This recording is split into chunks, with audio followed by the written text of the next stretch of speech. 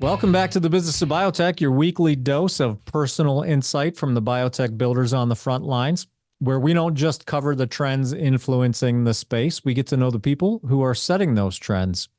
I'm Matt Pillar, and I have a lot in common with our guest today. We both grew up in and around Buffalo, New York. He's a University at Buffalo grad, as am I. And he's currently shoveling money into Penn State's coffers to fund his son's education there, as am I. Bill Enright took his UB Master's in Biology to the biopharmaceutical industry, earned an MS in Business Management at Johns Hopkins, and it was off to the races from there. He's held leadership positions at a number of biotechs, including executive and C-suite roles at Life Technologies, Altimmune, Genvec, Avidya, and Gravitas. Today, he's more than 5 years into his tenure as CEO at Barinthus Biotherapeutics, where he's overseeing a portfolio of clinical stage immunotherapeutics for hepatitis B and celiac disease. On today's episode, we're going to get to know Bill. We're going to dig into a few of the inflection points that have shaped his career. And more importantly, we'll explore how he navigated those inflection points. Bill, welcome to the show. Thanks very much. Looking forward to the conversation. As am I. Yeah, a couple of Western New York boys getting back together, talking shop. Exactly. It was a fun game in Miami Thursday night. It sure was. Yeah, this episode's going to drop in a few weeks from now. So just for the listeners' references, if you want to, the listeners' reference, you want to go back and watch that game. You and I were both reveling in that victory, I'm sure. So, Bill, thanks again for joining the show. And I want to kind of start with a conversation about, your beginnings in management and executive leadership in biotech, because, as I said, you got your bio masters at UB. Your first exposure to biopharma looks like it was at Life Technologies, which is now part of Thermo Fisher Scientific. Looks like that's kind of where you started to transition maybe a bit from scientific research into business development. So tell us a little bit about that transition, what motivated it, and maybe we'll get in a little bit into how you navigated that move. Yeah, that's exactly where it started. So I had the good fortune of being with Life Technologies, which was a fairly large organization at the time, and they had a pretty unique opportunity where they would set up incubator companies within the larger organization. So they would put manufacturing, marketing, distribution, everything, research, kind of like in a wing of a building. And in a new area that they wanted to explore, and give the team an opportunity to see if they could create value in that space. And so I joined this cell and cell biology group as part of that, running the manufacturing team for that incubator company. And that's when I really figured out that I really liked the business side of science. And so went back and had the opportunity to get my master's degree from Johns Hopkins at the Carey School, and then transitioned into more business roles within Life Technology. So started out as a business analyst, and then was a product line business manager, more of a marketing role for that organization. So that's where really the transition occurred. It's interesting, I think about now. I don't want to age you, Bill, but I will say that your departure from UB came just a few years before mine. I'm curious, like when you were there, earning your master's degree in biology, was there any more than likely with the intent to move into some, business role, I'm sorry, a role with a biologics business or in industry. Was there any exposure to the business side of biology, like what you could do on the business side with a career back Not then? at all. Absolutely not. Everything was geared towards academia. It wasn't even industry at that point. It was, you're going to get your PhD to go into an academic job. Yeah. So at what point, like, you had no idea, like when you were exposed to that incubator environment, going into that, you really had no idea that, hey, there might be a bit of a business minded or entrepreneurial minded element of Bill Enright? No, it really triggers them. That really was the start of that. And I've been in the biotech space, over 35 years now, Mhm. and that really kind of triggered it. Yeah. Did you when you went and got the masters from Johns Hopkins, did you do that with the intent to just commit and perhaps set yourself up for ensuing positions? As I noted, you went on to Genvec and Altimmune and others. Was that sort of the MO at the time? Uh, I'm not one of these guys that really planned out my career. I don't think I could have planned it out if I tried, to be honest. I was pretty opportunistic and not afraid to take chances. I've told people before, I've never held a job that I've had before in my whole life since I was a teenager. So it's always been something new, something I've never done before, and even with the multiple CEO roles, it was so first time CEO at Altimmune. It's been out from University of Alabama at Birmingham, and then the second CEO role is a UK company. So commuting across the pond, and so very different kind of roles. Yeah. Would you advise folks who are in the process of transitioning from science or research based careers into business management careers? Would you advise them to take the track that you did and say, you know what, I'm going to go get the masters. I'm gonna commit to the business, or are there other routes or paths that, in retrospect, you might suggest are good ideas? So, I mean, there's certainly lots of different paths, but I found that one very helpful.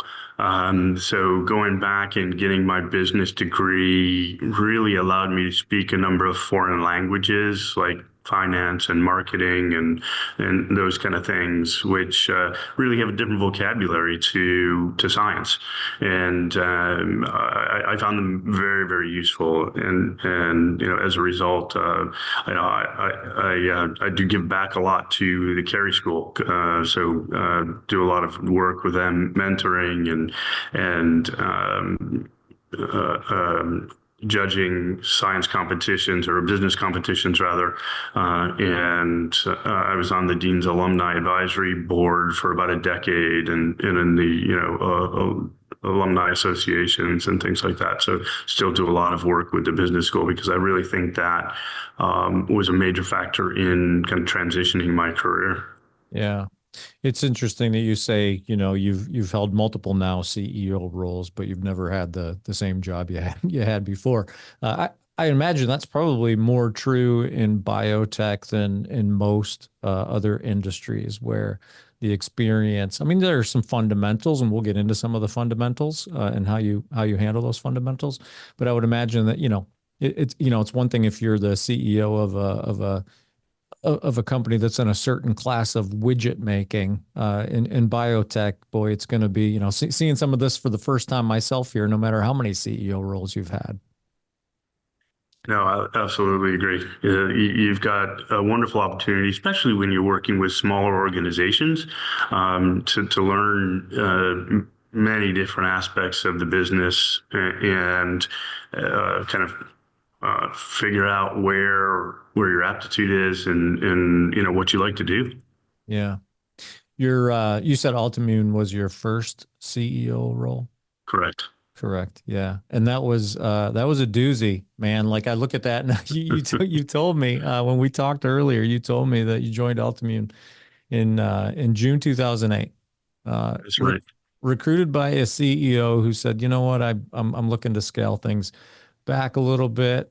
Bill, I think you're a good fit for this job. Are you interested?" And in retrospect, if I didn't know any better, if I thought the guy had bad intentions, I might suggest that he knew that something was brewing. and that in September of that year, Lehmen Brothers would crash, and you'd be at the helm of a company that was, facing the worst economic situation that you and I at that point had seen in our lifetimes, for sure. So tell me about that. I don't know. Like I could ask you, I could start asking you questions, but tell me that story. That was a pretty interesting time. So, it was exactly as you said, how I came into the role. A mutual acquaintance put us together, and so I was on my first non-deal roadshow. Trying to get out. I really took a chance with Altimmune. They had a very limited balance sheet at the time. A number of folks down in Birmingham with lab facilities, lab and office facilities down there in an incubator space. And I thought I could come in and raise some money pretty quickly and really help the company. And yeah, then all hell broke loose, as you noted, and so ended up having to restructure the organization, scale down the number of labs and things like that. Took a year without salary. Helped provide a loan for the company and to keep things afloat, and actually some of the tax initiatives that Obama initiated really were the savior for the company for a little while. And then one of the contracts that we were working on came through. And it was pretty much touch and go for the company. It was in April, and I'm negotiating a potential sale of the company to a publicly listed company, and it was a terrible deal because we were on the throes of shutting the doors. And Friday afternoon, I was talking to my board and said, "Okay, we have a sunset clause in this agreement, so we have to decide by Monday whether we're taking the deal or we're going to close the doors." And so the board agreed to take the deal, and I hung up the call from the board and opened my emails, and I had an email in there from BARDA about a defense contract for an intranasally administered anthrax vaccine that we had been developing, and the saying we won a pretty significant contract award. And so I called back the board and said, "I've got new information."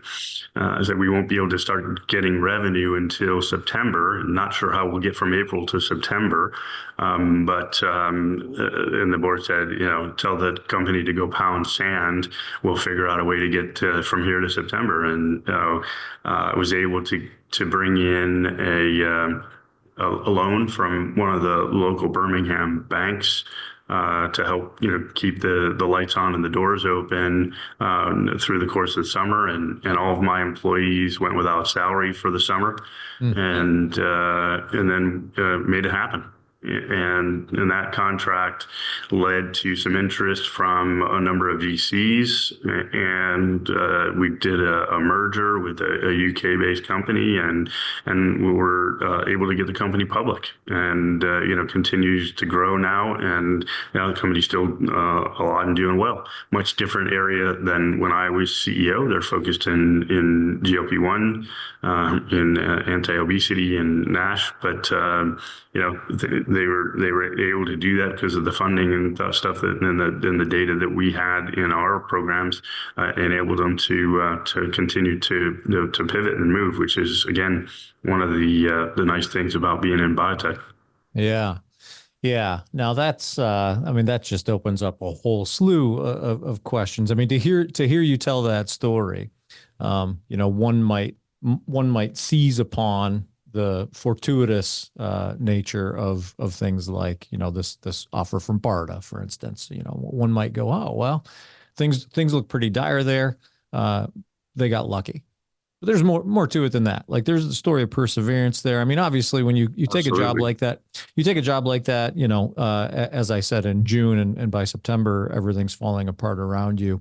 Because everything's falling apart around you, it probably wouldn't have been easy for Bill Enright to say, "I'm going to jump ship because you looked around and all the other ships were sinking too. Like there's not really a safe ship to jump onto, right? So I get that. Part of it's like, well, I'm here now. Let's do what we can. But dig a little bit deeper into, I guess, some of the moves that you made, decisions that you made, that kept the thing afloat. I mean, you hinted at some pretty shoestring measures just to keep things going. But share a little bit more about, how even personal anecdotes about how you personally got through that time, accepted it, embraced it, and figured out, hey, the sun's going to come up another day. Yeah, some of it, looking back, was probably definitely with my heart and not my head. I believed in the technology, thought we could make something happen, and was willing to go after it. And luckily for me, I had a supportive wife. I did go a year without salary, and like I said, I ended up, putting collateral up from my house as a for a loan for the company to make things happen, and that ended up turning the corner for us. So, like you said, perseverance is a huge part of it. Several folks that I've interacted with over my career said I'm like a dog with a bone, so I'm not going to give it up. So yeah, I could have bailed. I probably could have bailed sooner. That was one of the calculus when I was taking the job. To be honest, was look at the company's in a bad financial situation. If I can come in and turn this thing around, that looks pretty good. If I fail quickly, then probably not too much of a mark on me because of where they were when I came in. But when you're in it for a couple of years and then you start failing, then it's on you, Mm-hmm. So I wasn't going to let that happen. That was my mantra. Yeah, yeah. Well, you go in thinking if we fail quickly, then hey, I can recover and move on. And then all of a sudden you have this failure accelerator set in and you still won't give up the bone. Yeah. So kudos to you on that. I'm curious, there's one more question about that. Like you mentioned that your staff went for a summer without salary. So I'm curious about, your leadership during that particular summer. You're the captain of this ship, and you're telling the crew like, hey, you're not going to get anything to eat for a while. Um, that's an easy inflection point for a mutiny, using the ship analogy. No, it really is. And, again, biotech is a lot about selling the dream, right? I mean, most of us are non-revenue generating. You're selling a promise of what can come based on the technology that you have, based on the data, based on the vision that you have. And my team could see the vision, right? They knew we had a contract out there. So it wasn't indefinite, you're not going to get salary until something happens. You're not going to get salary until this point when we start getting when the contract becomes active and things like that. So they were willing to plow through it, and they trusted that they'd be able to get their back pay, and we were able to do that, and make it all even again. And so and then some, because they got equity as a result in taking the sacrifices that they made, and so they were able to share as the company was successful. Yeah. So I think in the end, everybody got rewarded. How important was it to you that at the time that those folks saw you putting your own skin in the game and putting your own livelihood and personal life on the line? Yeah, absolutely. I mean, I think that shows conviction. They really understood that I was convinced that the technology had a place, and that we were going to ultimately be successful. And so I think they were willing to stand behind me. Yeah.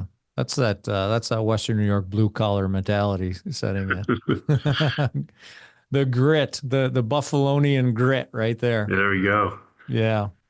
So we could kind of go step by step, and you can share, stories from the stops between Altimmune and Barinthus if you'd like. But if I fast forward to your arrival at Barinthus, what, five-ish, 5+ years ago? Yeah, 5+ Um, years now.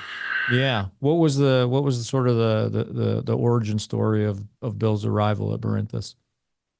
Well, I decided to leave Altimmune, where my that first CEO role was after almost 11 years. So we had just gotten very good phase 2 clinical data in two different programs. We'd raised a bunch of money, so they had a couple years worth of cash. I thought they were in a good place, and I just felt that I needed to try and figure out what was next for me. So it took some time to try and do that, and a friend of mine was interviewing for a CEO role at a company in Oxford in the UK, and asked me to be a reference. And so I was a reference for him. And at the end of the conversation, the recruiter said, so what are you doing? And so we talked through that, and she said, I think I have a job for you, actually. And so that led to coming on board at Barinthus. And it That was, wasn't the job that you were referring your friend to, was it? no, You didn't pull that. I pulled my no, position right he out from got under my he got buddy. that he got that job also. Very good. Yeah, but so it was kind of a similar situation. The first time the first CEO that helped found the company at Barinthus was much more of a scientist than he was a fundraiser and company builder. He'd done both many times, but that's not where his preference lied. And so when we were looking at a potential Series B, and the desire to go public, he basically told the board, which were his main investors, I hate talking to investors and I hate talking to the board, so you better find someone who likes it. So so he moved into the chief scientific operating role, officer role, and I came on board as the CEO. Again, interesting transition when you've got the former CEO still part of the company. But again, we were able to work really, really well together.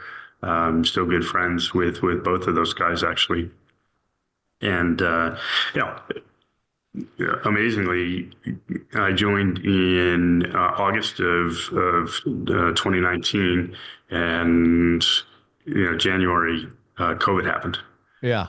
And that was a huge transition for the company. So it was a really interesting time because we actually had the company was started as a flu vaccine company, and we had two phase 2 trials that were reading out in January. And both of those trials were not successful. From a data perspective, they read out on time and on budget, and so there were successful trials. Just the data wasn't good. Yeah. And at the same time, our technology was really applicable to COVID. And my CSO, Tom, came and said, "Hey, there's this interesting virus that's spreading in China, and I think we should pay attention to this and start doing something here." And I said, "No." I said, we've got our therapeutic programs that we're moving forward. We've got to get these things, we don't need that distraction. And he said, no, I really think this is going to be a major deal, and we need to get involved here. And I said, okay, I'll give you $50,000 to do kind of the initial work on this stuff, and then we'll see how this plays out. Because all of the other pandemics that have emerged so far, H5N1, H3N2, all these SARS, none of them have turned into real commercial opportunities, and that was my fear, that we were going to get distracted, and it isn't a real commercial opportunity. Yeah. But as history clearly showed, it turned into a major deal, and we were able to move really, really quickly. And the sequence for the the virus came out in mid-January, we had phase 2/3 clinical trials enrolling in April, and we're able to out-license that to AstraZeneca. Clearly you want to get big pharma involved when you're talking about large-scale manufacturing and distribution. That's really what they're really good at. And so, we out-licensed this vaccine to AstraZeneca through the University of Oxford. And so we're, involved in the invention and the early development. And then we got some royalties out of it. So it was good non-dilutive funding, very solid validation of the platform, very solid validation of the safety profile of the platform. So a lot of benefits for the company. In multiple areas, and because we out-licensed it so quickly, also not too distracting. So that was also helpful and allowed us to continue the development work in what we've got going on right now, which is primarily in HBV and celiac. Those are the two core programs that we have ongoing right now. Mm-hmm.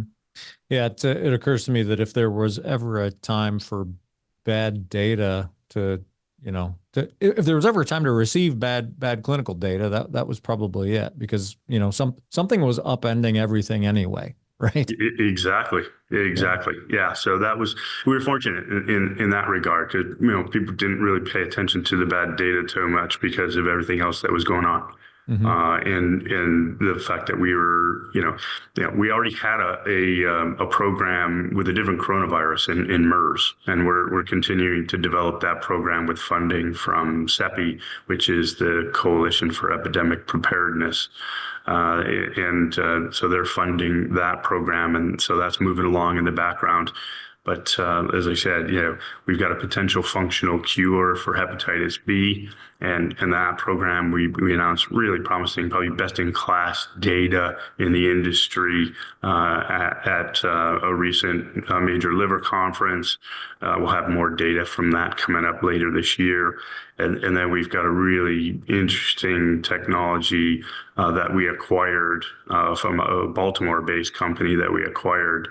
That we're moving into celiac disease, and that program we hope to dose our first patient here very, very soon. So it's passed, it's cleared the FDA to get the trial enrolling, and we've got sites initiated, and we're screening patients. So hopefully we'll get that moving very, very quickly. And so we've got an exciting platform and exciting programs moving forward. Yeah. I want to jump back real quick to that, that point when you said it was your CFO who came along and said, hey, CSO. Okay. Yeah. The CSO at the time was still the former CEO? It was, yeah. Yeah. So he comes along, and I mean, he says, hey, this is something we should be paying attention to. So I'm gonna give you the leadership lesson that I take away from this experience, this story, this anecdote, and see if you agree and what you might add to it. So I take away from that story the metered approach to a potentially conflicting or an opportunity, potentially conflicting or distracting opportunity, taking a metered approach to it, maybe shelving ego. Like, hey, this is a former CEO saying we should be doing this. And I'm like, hey, I'm setting the direction for the company now. I don't think so. Shelve that for a minute, take a metered approach. And the metered approach in this case certainly paid off for Barinthus, and it helped set you up to make transitions toward what you're working on now.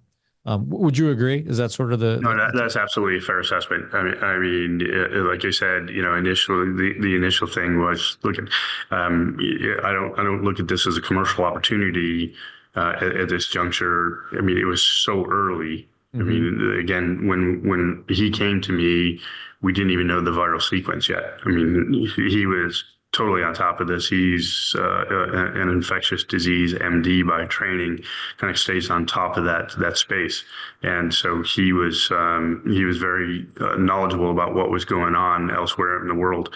And he'd seen a lot of these other pandemics come and go as well, and thought this was different. Yeah. And so he pushed hard in order to get any kind of funding and in order to even start the work. And the board was okay with that, even after he told them that he was tired of working with them and didn't want to raise money anymore. Yeah, it was an R&D expenditure that didn't go to the board initially because it was a small amount. But when we started, then when things actually looked like it was becoming a major deal, then quickly went to the board to make sure that they were aware that we what we had going on and where we thought we could play. Yeah. Um, just to rewind here, you joined the company when it was at a fundraising inflection point that you were the right guy for the job for. You took the company public. When did that happen? May of 21. May 21. Yeah. So yep. So you take the company public. You've built a pretty healthy cash runway. And the last time you and I talked, though, you opened up a little bit about the fact that you did recently have to do a reorg, right? Which is not uncommon. Like a lot of companies are going through that right now, and it's not only is it not uncommon, but it's not infrequent, right? Like these shuffles happen quite frequently. But I'm just curious if you could spend some time talking about that reprioritization and how it's informing the go forward plan, what you're working on now.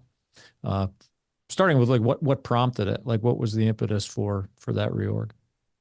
Yeah, so the impetus is really following the data, right? So we had a program in human papillomavirus that we were moving forward, got to phase 2, and we got a readout, and it was a dose escalation trial, and I would say if you look at the top dose, there's potentially activity there.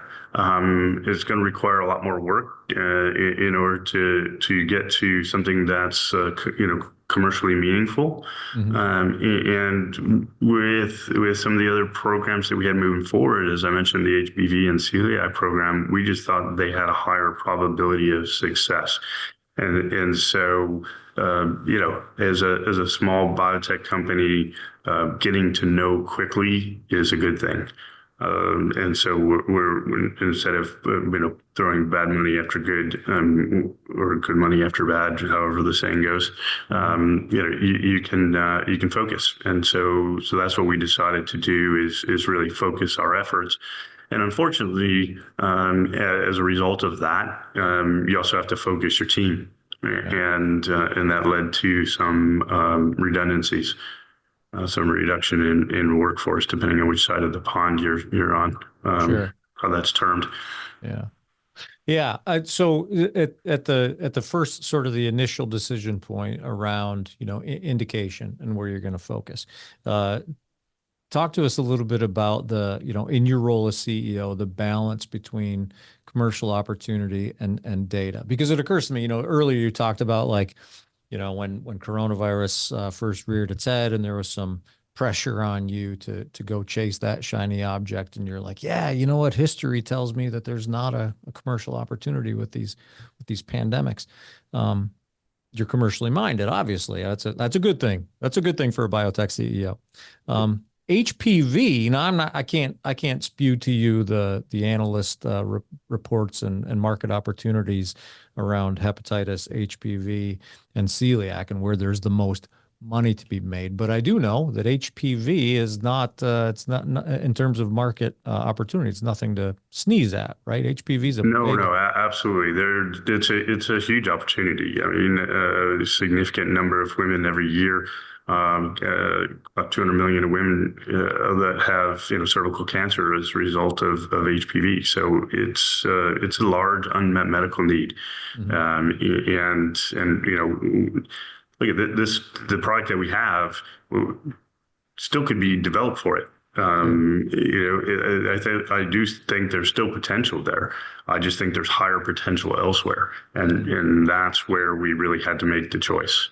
We've got a limited amount of money, and given current market conditions, it forces you to prioritize. Yeah. Yeah. So what were some of the, I guess, so data was the driver that said, we're going after HBV and celiac. Yep. So again, we already had interim data in HBV, which again we believe is best in class, and so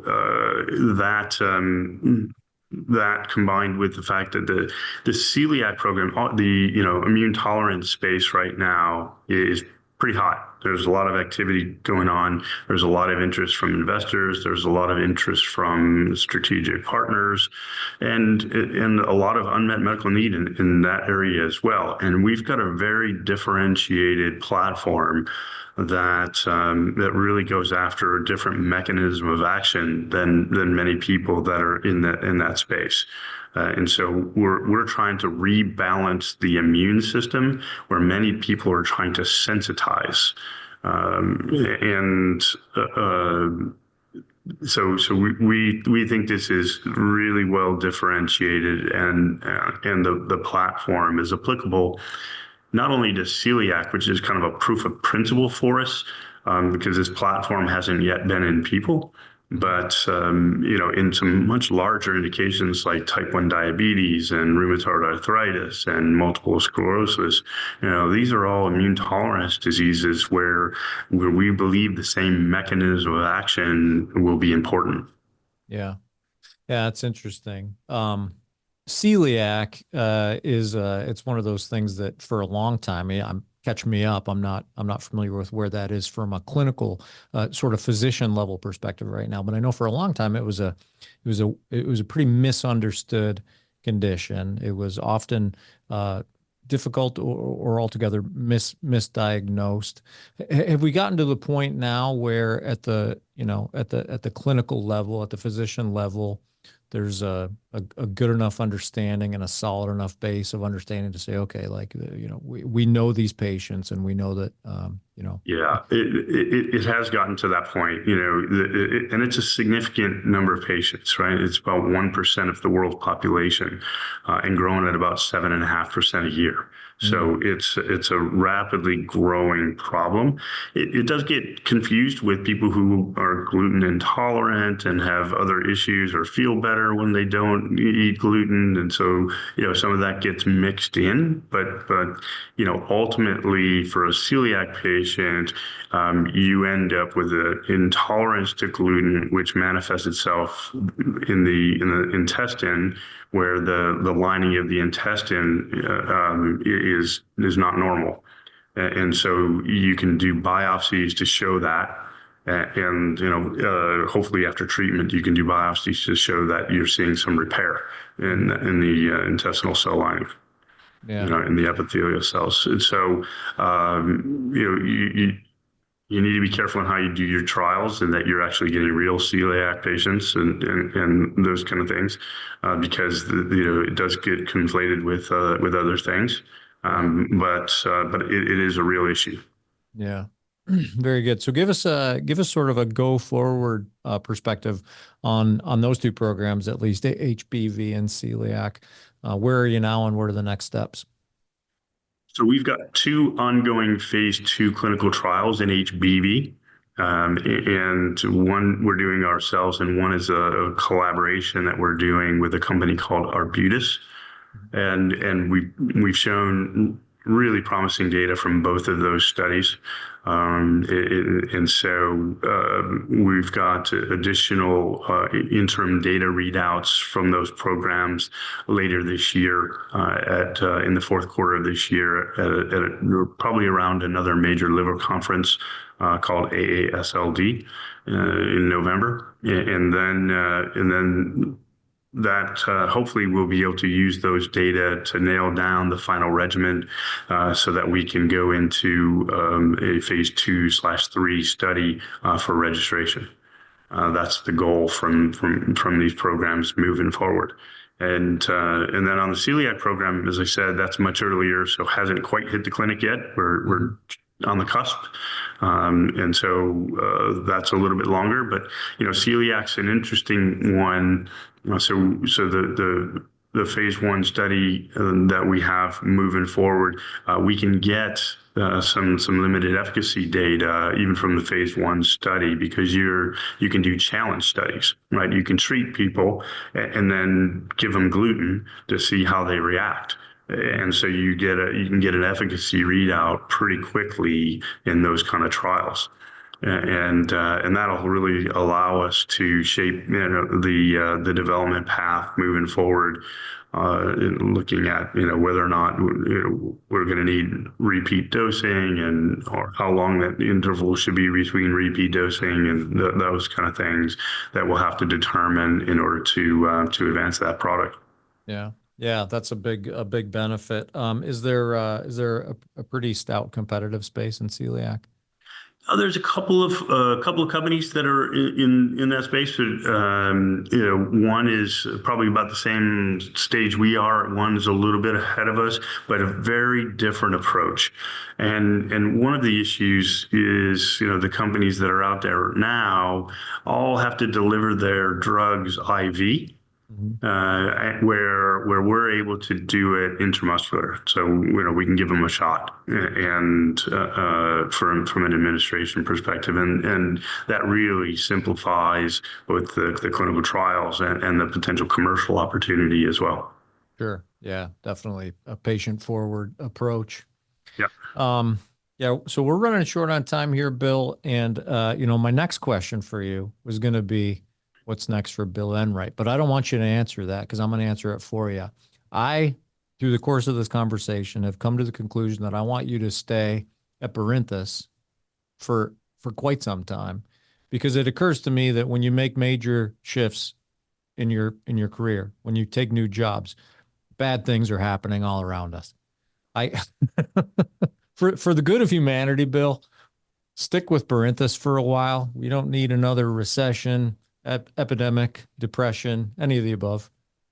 I'm with you. Yeah, the timing of some of these changes have not been great. We got Barinthus public and right at the end of that window, and the last couple of years have been pretty difficult from a funding perspective. But thankfully, we did a pretty large Series B, and then followed that on with the IPO, and put ourselves in a good position to weather the storm. And that's where we are. We've got cash into the second quarter of 2026, so we're still in fairly good shape from that perspective. And we're excited about where we are and what we've got coming up. And I would encourage everyone to look at the stock carefully, because I think we're a significantly undervalued opportunity. Yeah. Yeah. Well, and I mean, 2025 is going to bring you some opportunities to for sure. It sounds like the clinical path you're on, there's going to be some things happening in 25 that create some value for Barinthus. So I thank you for coming on. I encourage you to keep up the great work. As I said, I encourage you to stay at Barinthus. If you're going to leave, give me a heads up. Let me know. So you move all your money to cash for a while. We'll call it insider trading. No, but I appreciate you coming on the show, Bill. It's been a pleasure. And the next time you're in Buffalo, let's do wings and a few beers. Awesome. I look forward to it. Me too. So that's Barinthus Therapeutics CEO Bill Enright. I'm Matt Pillar. This is the Business of Biotech, a life science connect podcast that's closely aligned with Bioprocess Online. Bioprocess Online has a live free virtual event coming up on December 3rd, featuring our own Tyler Menichello, BMS Executive Director for Cell Therapies, Dr. Stephen Krause, and some more friends discussing analytical methods, transfer strategy, and more specifically, how to develop analytical methods that are purpose-built for transfer. In the meantime, keep us dialed up right here, and we will see you next week. Thanks for listening.